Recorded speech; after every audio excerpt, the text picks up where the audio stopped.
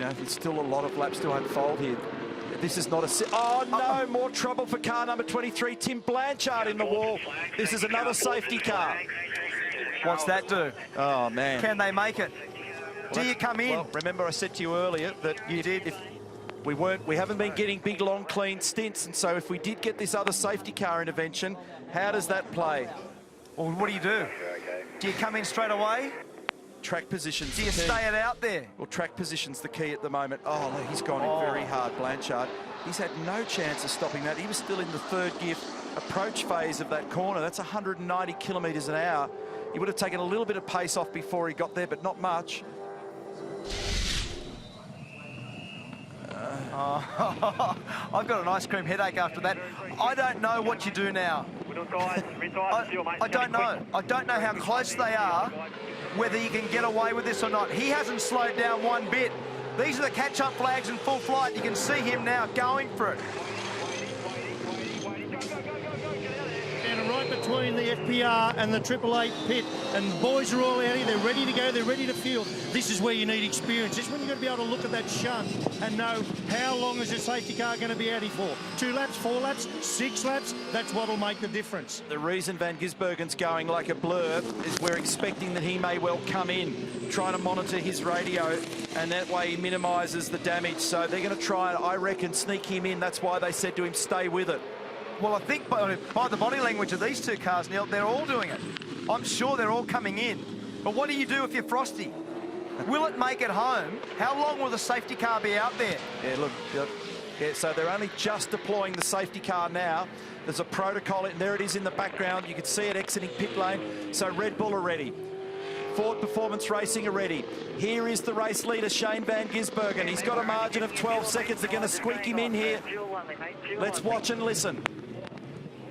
He's going to drive the wheels off this thing to get it in here. They just need a squirt of fuel. He wants to hold position. It's track position he's chasing with fuel. Will he do tyres? Will he do tyres? I wouldn't have thought so. Let's just check. Here, look at that. That's out of control. Lowndes and Mostert. Lowndes was off the road. He was 23 seconds in the lead to Winterbottom. 23 seconds, Van Gisbergen to Winterbottom. Let's check this. Now, what's going to happen here is these guys will be racy. They'll be racy, but Winterbottom then is the one that's got to conserve. Oh, stalled it. 2 seconds, 3 seconds, 4 seconds, 5 seconds, 6 seconds. This is murdering Shane Van Gisbergen. You're kidding me. Clutch in. He's not a factor now. He's not a factor. He's gone. That is working all day long. After 7 hours and 30 minutes, the race leader can't get car number 97 working. He cannot start it. And Craig Lowndes has got the squirt of fuel. Won't go. The car, stands under the car.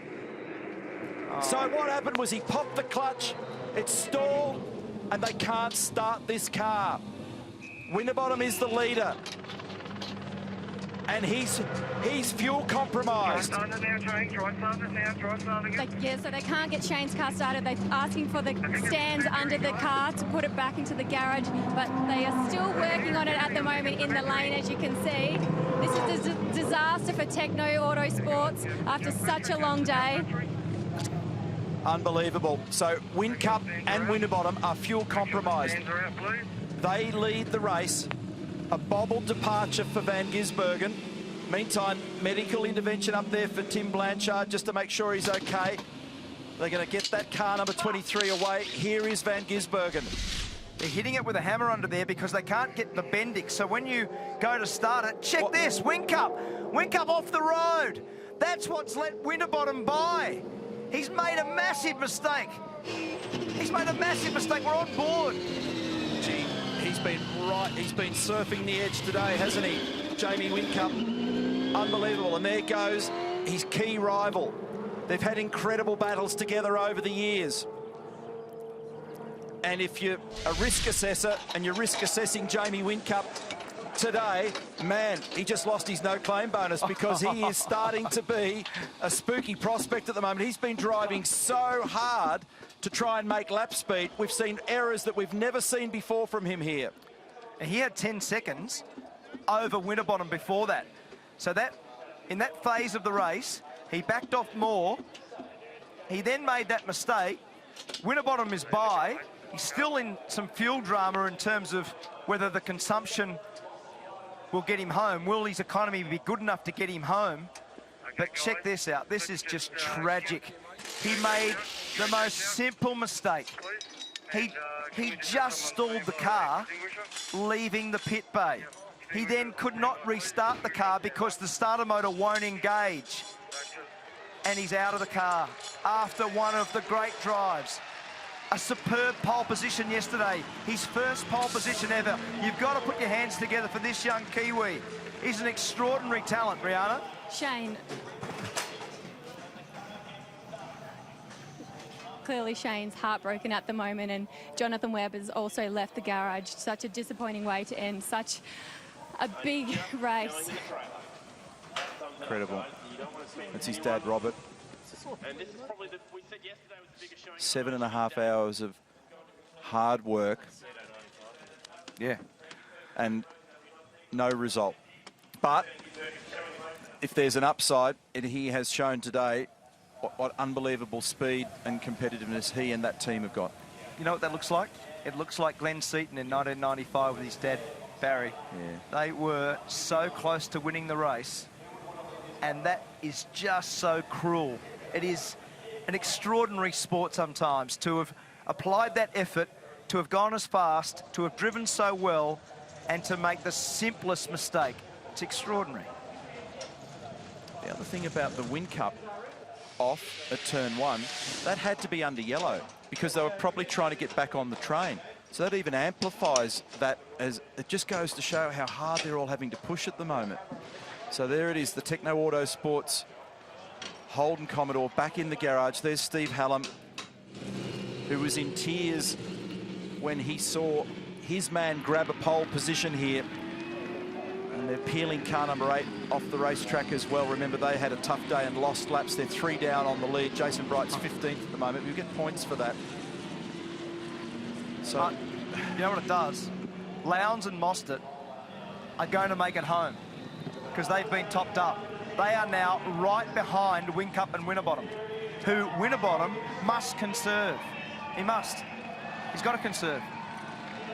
So, in terms of outright pace, it's still going to look like Lowndes with real race pace in the closing part of this event. Oh, mate, it ain't over yet. I'm just hearing down here now, if Whincup looks like he's not going to be able to make it on fuel as he gets closer, he'll let Lowndes go by, and then it'll be game on because Lowndes will be racy. Whincup will still be conserving. FPR are watching very, very closely that rescue of that car up there. They need as many laps under safety car as they can here so he can go like gangbusters. And I can tell you what, it was lucky for Winterbottom that did happen to Shane Van Gisbergen because Jamie Whincup held up Mark Winterbottom all the way over when the safety car boards went out over the top of the mountain, and a clearly agitated Tim Edwards down here at Ford Performance Racing didn't like it at all. So that little gap that he was maintaining to Van Gisbergen may not have been that gap. So, wow. Thanks, Larko. This is what I wanted to see because depending on where they're at with this recovery, influences how many more laps we'll get of safety car. And I noticed the race director has slowed the safety car right down. So we're not far away from clearing this scene, and they need to make sure at Cam's race control that the track is clear up there. And then we sprint to the end of this, a 161 lap race. There's Tim Schenken. Steve Prix is on his right. On his left is Jason Bargwanna. Here's the reason why. Tim Blanchard, heavy contact with the wall at the cutting. Just on the exit of turn 3, before you get to that left-hander, it's a blind corner. Can't see round. That looked like the throttle jammed. That just went in so fast, so straight. On board now with the series champion, current leader. Right, he was so close to going in the wall, Neil. That is so lucky, not only to get away with that, but look, he's right out through the sand trap, onto the grass. And, normally, if you make the grass, you make the fence. Grant McPherson, actually, I'm going to tune his radio in so I can hear what he's saying. The extraordinary part for me now is what is the Mark Winterbottom position for fuel? What happens? How much has he got left? If he can sprint properly, we know he's fast. What he does have is track position. Shane van Gisbergen's back in that car, and he can still be classified, he can still get points. It's a starter motor failure. We've seen several of them this weekend. We saw a starter motor change for Michael Caruso that influenced his run in the qualifying on Friday. We saw it for Scotty McLaughlin as well. They did that in that extended red flag and suspended period of the race earlier in the day. Now we're seeing one for Shane van Gisbergen, who must be wondering what on earth has happened to him. Don't discount, do not discount Chaz Mostert. Chaz Mostert has been the fastest man today. He broke the lap record on lap 148. He was, before that safety car, the man on a mission. He was catching Lowndes. He's right behind him. We know he's right for fuel. So Lowndes and Mostert are right for fuel. Winterbottom and Whincup, who knows? Safety car is 80. Now, here's the car was running, and that's really weird. So he actually was running, he launched, and then it stalled, and then something's gone awry with the starter motor at that point, and Jonathan Webb, distraught, co-driver, cannot believe it. The time, the money, the investment, the hard work. We're going to get a restart this time round, I understand. So I heard the voice of Tim Schenken from race control there a moment ago, quickly down to Larko.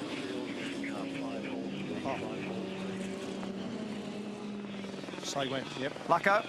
Yeah, see that guy on camera there? That's Grant McPherson, Chippy, he's known as. He's Mark Winterbottom's engineer, and for me, he's going to be man of the match here today if they pull this off, because it was him that made the call to drag Winterbottom back in on that safety car when a lot of others didn't. Now, he had to do a lot of really quick calcs to pull that one off, and he may well just do it. They're not there yet, but if he does, for me, there's your man of the match right there. I agree, Lucko. That was the call of the race. If he can get home from here with enough fuel to sprint. The other guys can sprint. Okay, I said at the beginning of the race, shuffle up to the edge of your seat. Suggest it's a good idea to do that again, because it's on. In the closing stages of the Super Cheap Auto Bathurst 1000 of 2014, and this is high stakes poker. Mark Winterbottom leads the field. From Jamie Whincup, from Craig Lowndes, from Chaz Mostert, from Will Davison, from Rick Kelly, James Moffat, Andre Heimgartner, Todd Kelly and Nick Percat. That's your 10. But the focus is going to be on these first 4 or 5 heavyweights. They are playing for keeps here. They're playing for the greatest prize in Australian motorsport, and 300 points. 2 of them are fuel compromised, we think inverteds, and the others have released themselves from that problem. But what have they all got? What's their tyre condition? What is the balance of the cars? The track will be coming to them.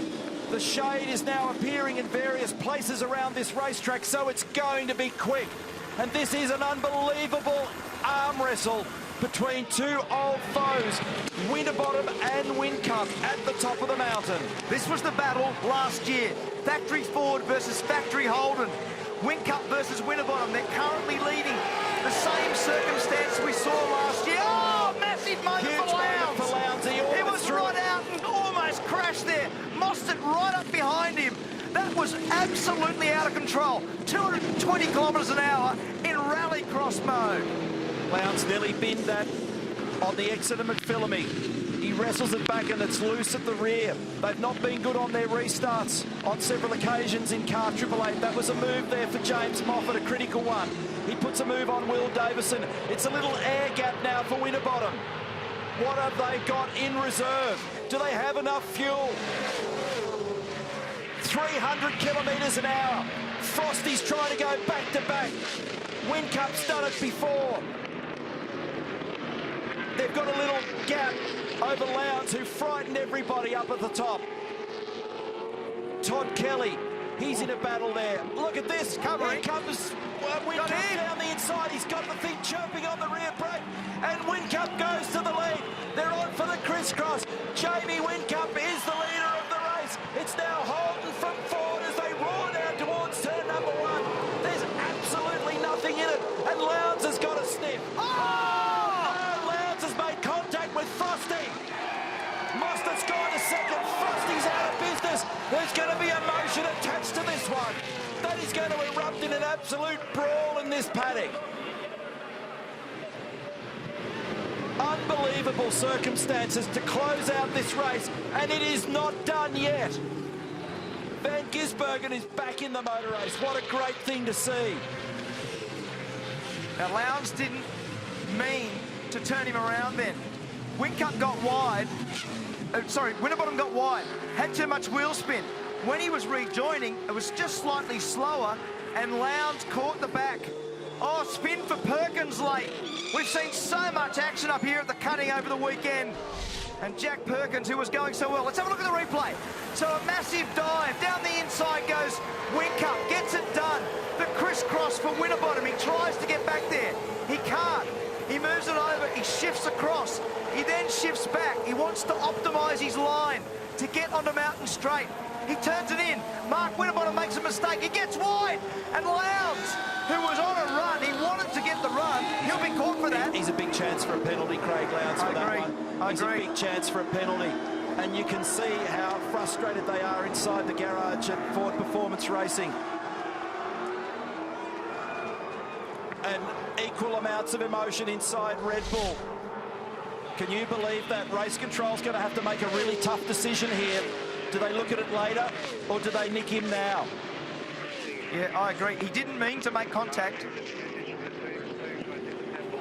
Just a reminder, we are staying with the finish of this race. It's incredible. But for viewers of Victoria, New South Wales and South Australia, 7 News is coming up straight after race finish. This is amazing.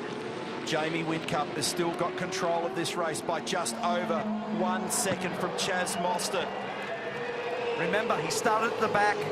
What an unbelievable story of the day. He started on the last row. In the first stint of the race, he come from the last row on the grid to lead the race. He's forged his way forward all day. He's taken huge risks. He's made a couple of mistakes in recent times. He almost crashed at turn 1 in the safety car period under yellow flags, but he's got away with it. He's currently leading. We don't know his fuel position, but we know Mostert and Lowndes can chase. Lowndes with a cloud over his finish based on the contact with Mark Winterbottom. This is Frosty. He's dropped down now to 9th position. Unbelievable to see that kind of stuff happening so late in the race. And there's always been needle between Red Bull and Ford Performance Racing. Well, that just went up another notch. So it's 1.19 seconds, Whincup to Mostert. Black flag, pit lane drive-through penalty for Craig Lowndes. Lowndes is out of it. Team manager Mark Dutton, engineer Jeremy Moore, they've got to pass the message on to Lowndes. Oh, how is that? But what it does, Neil, it puts James Moffat on the podium. Nissan Motor Company, 2nd year back in this sport. It puts them back onto the podium. Again, after an unbelievable day for Car 360. They've been in the fence twice at turn 2. But how's Lowndes? Look at the reaction in the Red Bull garage. He didn't mean to make that contact. Craig Lowndes he never fires people off for no reason. He didn't mean to do it, but he did do it. It was outside the regulations. It was on the exit of the corner. It spun Mark Winterbottom around, and he is going to get a pit lane drive-through penalty with 5 laps to go in this race. Unbelievable. We'll check the margin for you as Lowndes comes in for his penalty between Whincup and Mostert. It was 1.5 seconds. It's still 1.5 seconds. Whincup won this race with Lowndes 3 times and then won it in an amazing battle in 2012 with Paul Dumbrell defeating David Reynolds. He's on target to do it again with huge question marks over the fuel in this car that leads. Look how tight this thing is. We've been running now for 7 hours, 46 minutes and 27 seconds, and it's still intense. At the end of the day, the shadows are long. It's Whincup, it's Mostert, it's Moffat, it's Davison, it's Percat. Yeah, and I just had a quick chat to Paul Dumbrell. He said it's 2012 all over again. He does not know if this car will make it to the end of the race. It's unbelievable. And look at the fellas down there at the Norton Hornets garage for Nissan Motorsport. If they can get James Moffat back in this game and up on the podium after a topsy-turvy weekend, that's a remarkable performance. Remember, that car found the wall twice at turn 2 today. You are looking at history. If he can make it home, it is the lowest qualifying position to ever win the race. Peter Brock won in 1987 when he started 19th. He started today, Jamie Whincup, 23rd on the grid. He was on the back row. If he gets home, he's only led today, Croppo, he's only led 4 laps in the whole race. And to lead at the pointy end of this race, and to possibly, saying possibly, big question mark, inverted commas on that one, he may be able, that's David Couchy saying, we need a little bit of fuel, please, man. He's got to get the fuel consumption right and drive the car to the number, because if he runs out of fuel, Chaz Mostert will win this race. Together with Paul Morris. And if they slip up at all at Red Bull, then that's going to be a big story for Mostert. One of the youngest guys in the race, one of the least experienced at Mount Panorama, together with one of the most experienced. So also inside the top 10 for Nissan includes Rick Kelly and Todd Kelly, 8th and 9th. There's a lot going on in the radio in the background here at the moment. People are boxing on to the very last lap of this race. Personal best for Whincup, that lap was a 2 minutes 7.7. There's a new lap record that's been set by Mostert, 2 minutes 7.4. Percat did a personal best on that lap at 2 minute 8.5. And the margin now is 1 3/4 seconds between Whincup and Mostert. He's not backing away from it at the moment, Whincup. He's showing no sign of requiring to conserve fuel, despite what David Couchy said. Listen to the front tyres on the Ford. They're just chattering across the road at the cutting. Big slide by Whincup. He's got nothing left. This is a qualifying lap. He's squeezing every last 10. Got nothing left. Everybody in the paddock's got nothing left. They've given their all today. This has been a remarkable motor race.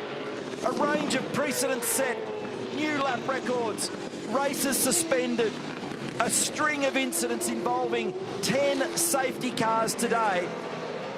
We've been running for 7 hours and 49 minutes, and Whincup has got control by 1.66 seconds. For the last 4 years, this thing's been won by half a second or less. And make no mistake, lads, Chaz Mostert is pushing that car as hard as he can, because he knows his best chance is to push Jamie, make Jamie use fuel, make him use fuel. Oh, how's that moment there? That's 195 kilometres an hour on the exit of there, right out sideways. We've seen so many cars crash there over the course of the weekend of the last couple of years, and he just got away with it. This is Winterbottom attacking Percat, trying to find every last point and position that he can at the moment. You imagine the emotion that he's got at the moment, but he's got to stay focused, and that's what he's doing. He's trying everything to claw back here. Larko. Dutto, I have to ask you the question, mate. Everyone wants to know, millions of them, can you make it? Yep. Yeah? Love your confidence. That's all we needed to hear. Mark Dutton, team manager, Red Bull Racing, formerly the engineer for Jamie Whincup. Dave Couchy's got that role now, and he just told Jamie, I want you to conserve fuel. There's Taz Douglas. He's on for a podium. What a result that would be for his short main game V8 supercar career. Look at this. Frosty up on the outside of Percat. They're going to argue all the way over the hump in the braking area to turn 2. Frosty's in an awkward spot. A very awkward spot out wide, but he's got to play for keeps. And he is. They touch. And Percat emerges on the other side, still in control. It's Whincup, Mostert, Moffat, Davison, Winterbottom, Percat, Heimgartner's an outstanding performance. And then the Kelly brothers, Todd and Rick. Fabian Coulthard is 10th. And the margin, 2.5 seconds between Whincup and Mostert. Still no blink from Whincup. Oh, this is brave, Neil. Right at the end of the race, we've seen the number of cars today that have made contact with the fence. There's Renee with one eye closed saying, wow, that's pretty high risk in terms of that manoeuvre, but he got away with it. And they've taken huge risks today. I haven't seen a race at this distance over the many years with as many risks taken by the lead guys. They have been so bold and so committed. We have 3 seconds to car behind. I need as much fuel as possible, mate, now. It's all going to help us. We're marginal. So that's starting to get urgent, that message. He's got a gap. He needs to roll out a little bit. His best lap of the race, Mark, was a 2 minute 7.7. His last lap was a 2 minute 7.8. He's within 1/10 of a second of the best speed he's achieved all day long. He's pushing the wheels off the Red Bull Commodore at the moment. But the big question mark is whether he can make it home. They're begging him, save fuel.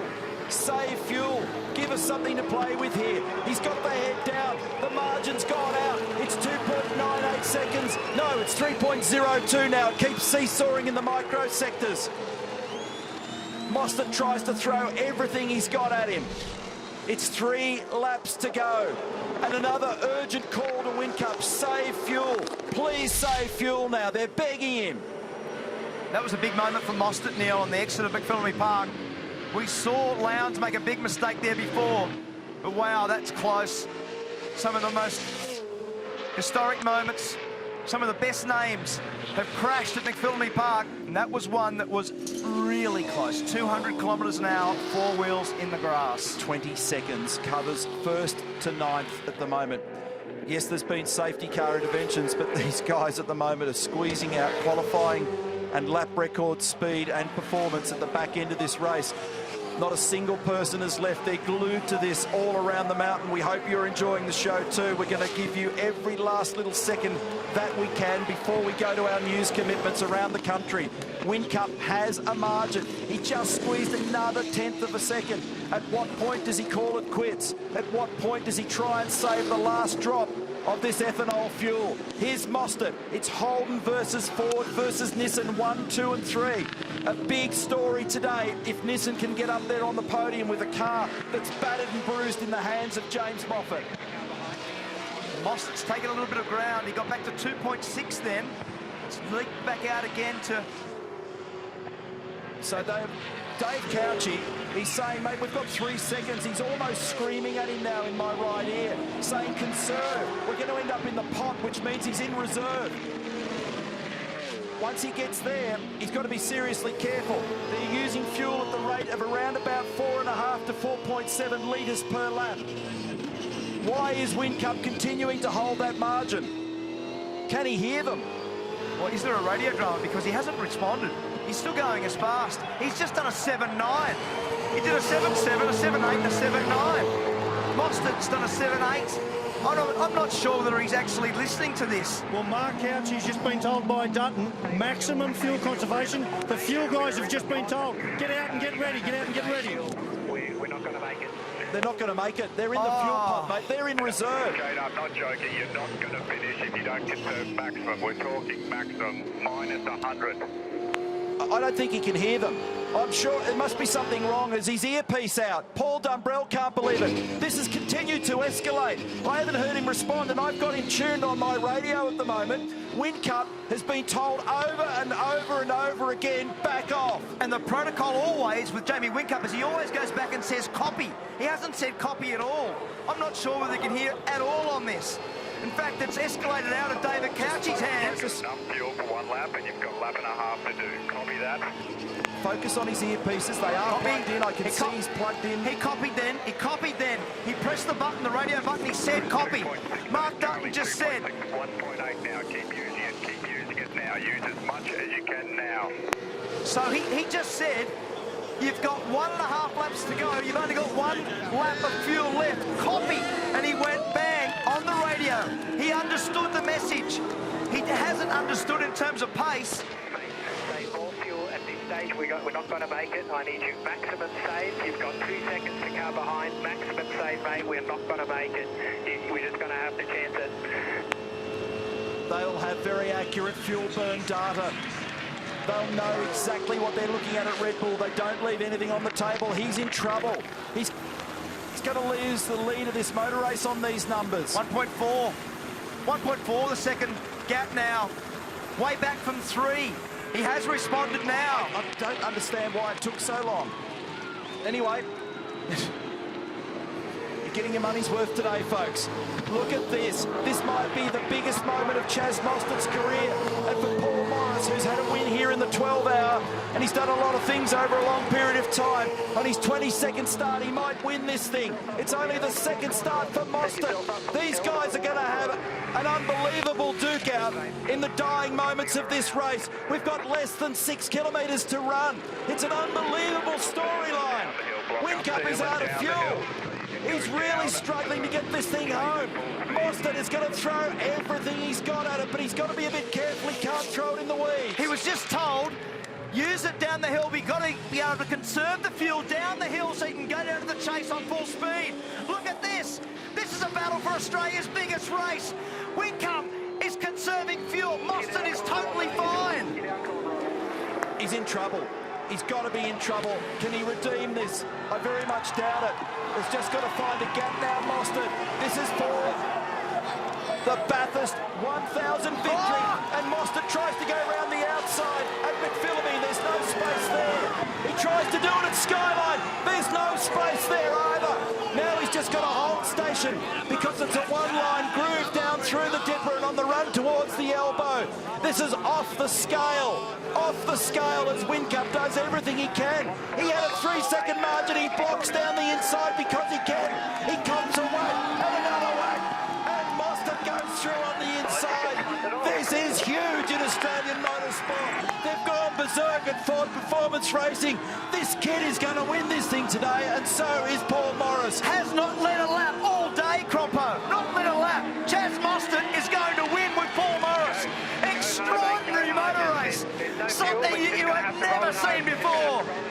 We are approaching the 8th hour of the 2014 Super Cheap Auto Bathurst 1000. And Chaz Mostert, who's had 21 V8 supercar events and 56 previous races, is going to make a very special name in history here. He is the winner of the Super Cheap Auto Bathurst 1000. Moffat second for James Moffat. And Nick Percat makes it onto the podium. I'm out of breath. It's an unbelievable outcome. Davison fourth, then Whincup, then Winterbottom, then the Kellys, Todd and Rick, then Coulthard, and Craig Lowndes finishes in 10th. Genuinely unbelievable, Mark Beretta. Unbelievable, Neil. Now, viewers in Victoria, New South Wales and South Australia, you are going to 7 News. If you want to stay with us at the mountain, go to 7 Mate now. Go across to 7 Mate to stay with the Bathurst 1000. If not, stay where you are for 7 News, which is coming up right now on the 7 Network around Australia. Thanks for your company.